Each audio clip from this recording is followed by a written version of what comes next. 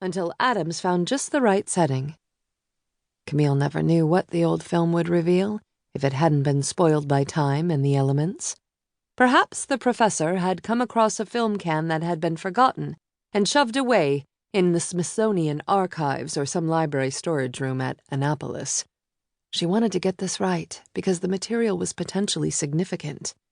The roll she was carefully spooling onto the reel could be a major find.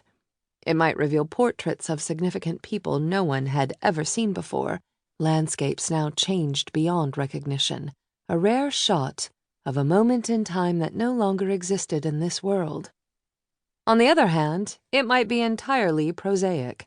A family picnic, a generic street scene, awkward photos of unidentifiable strangers.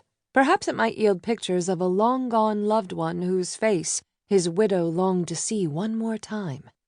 Camille still remembered the feeling of pain-filled joy when she'd looked at pictures of Jace after he died. Her final shots of him remained in the dark, still spooled in her camera. The vintage Leica had been her favorite, but she hadn't touched it since the day she'd lost him. Working with film from complete strangers suited her better.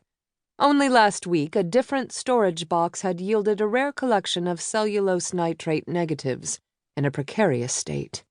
The images had been clumped together, fused by time and neglect. Over painstaking hours, she had teased apart the film, removing mold and consolidating the image layers to reveal something the camera's eye had seen nearly a century before. The only known photograph of a species of penguin that was now extinct. Another time, she had exposed canned negatives from a portrait session with Bess Truman, one of the most camera-shy first ladies of the 20th century.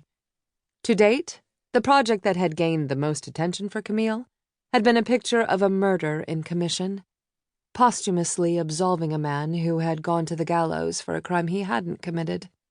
Write-ups in the national press gave her credit for solving a long-standing mystery. But Camille considered the achievement bittersweet, knowing an innocent man had hanged for a crime, while the murderer had lived to a ripe old age. Touching the digital timer, she scarcely dared to breathe as she prepared to launch the special alchemy of the dark room. The moment was interrupted by a ringing phone, located just outside the door. She couldn't have a phone in the dark room due to the keypad that lit up when it rang, so she kept the volume turned on loud to hear incoming voicemail. Ever since her father's cancer diagnosis, her pulse jumped each time the phone rang. She waited through several rings, chiding herself for panicking.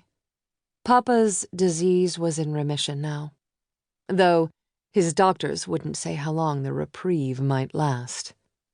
"This is Della McCloskey of the Henlopen Medical Center, calling for Camille Adams.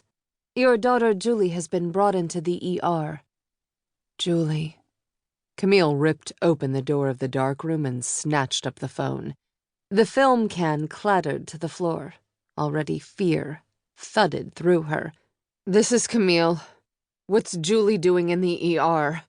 Ma'am, your daughter has just been brought by ambulance to the ER from her surf rescue class at the Bethany Bay Surf Club." Ice-cold terror.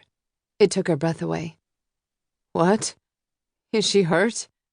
What happened?" "She's conscious now, sitting up and talking. Coach Swanson came with her. She got caught in a riptide and aspirated some water. The doctor is checking her out. I'm on my way." She lunged for the back door, scooping her keys from the hook as she leaped down the porch steps to her car. There was no thought, no planning, just action. When you get a call that your kid is in the ER, there can be no room for thinking.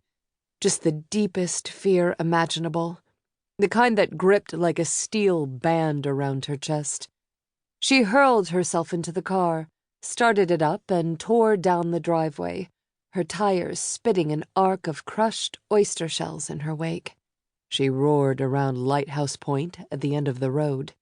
The rocky shoals there had been guarded for a century by the sentinel overlooking the bay. The car radio was on, broadcasting a surf report at the top of the hour by Crash Daniels, owner of the surf shack. "We're getting..."